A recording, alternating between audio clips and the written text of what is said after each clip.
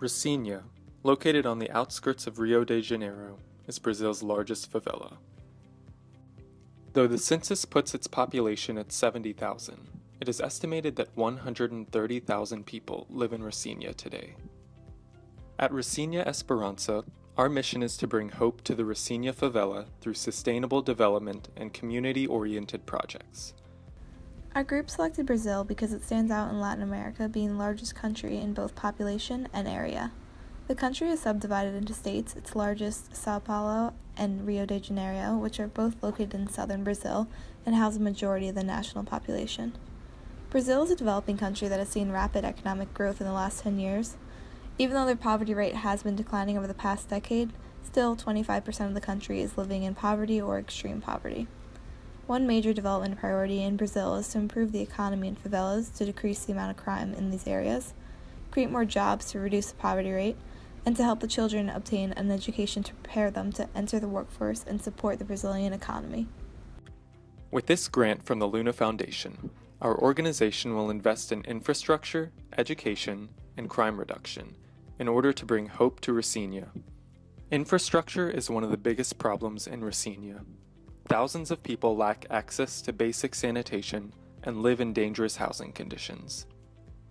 In order to combat Rocinha's sanitation problem, we will be implementing the condominial sewer system, which will provide sewer access to every house. This initiative will be community-led and designed, with experts providing direction.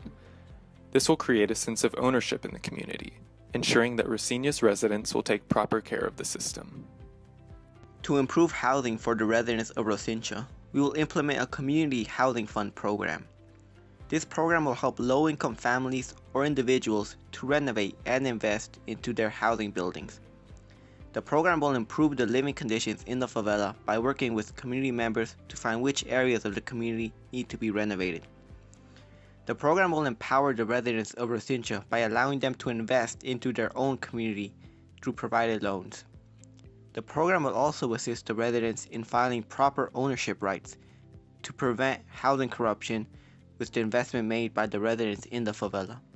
Brazil has grown economically like other BRIC countries, however they have fallen behind in education. Investing in the future of Brazil is very important if they want to continue growing. Children in Brazil, specifically in poor areas such as favelas, are dropping out of school after an average of 5 years to help their families earn more money to provide food and other necessities. Our objectives are to combat the trend and improve the overall education of favelas. We provide transportation, aftercare programs, and school lunches. The lunch program will have a budget of $20 million, allowing each student to receive about $420 per school year for food.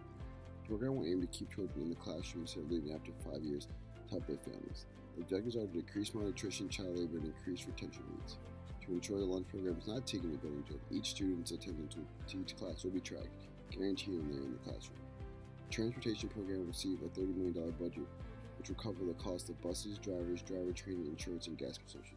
This will also provide a small number of jobs, specifically the people who we deem are eligible in the favelas.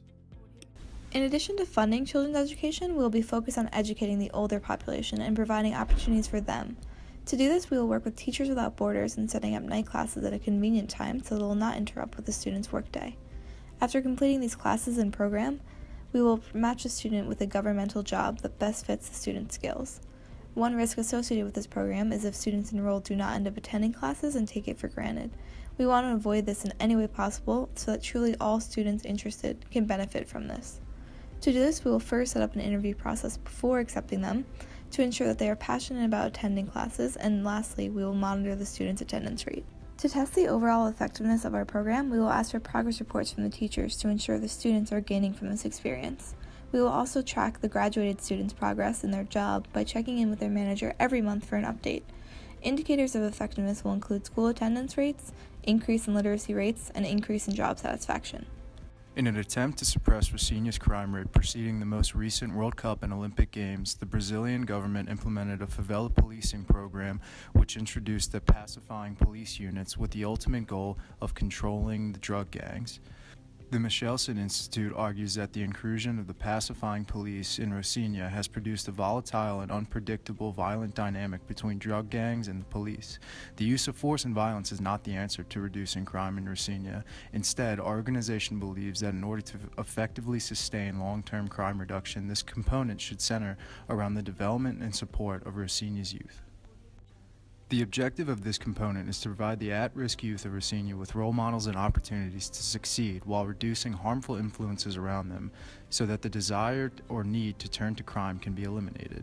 We will partner with the Boys and Girls Club of America to bring its proven effective national program to Brazil and form the Boys and Girls Club of Rocinha.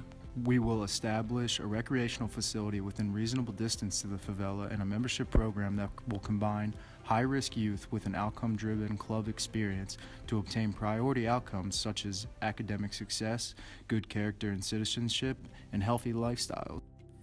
The second portion of crime-related intervention involves the creation of 5 psychosocial attention centers for drug-using youth. Such centers gained interest after they were successful in the Sao Paulo drug district, nicknamed Cracklandia. We decided to use such a method to help Rocinha youth, as drugs are a reason why they could turn to crime. Each center would have 60 beds, basic amenities, and a staff of healthcare workers divided into 4 subsections. The first section would help with individual and family therapy. The second would assist with anti-drug campaigns. The third would counsel at-risk students at school. The last would assist police in rehabilitating juvenile users caught in operations. A risk to this program could be the potential for gangs to lash out, so we believe active cooperation with police will be important.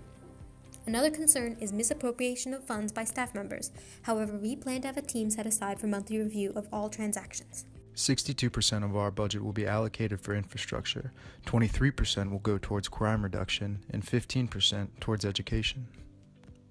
We strive to make Rocinha a center for hope, a place that is safe for all, and a beacon for thousands of other Brazilian favelas. We are Rocinha Esperança.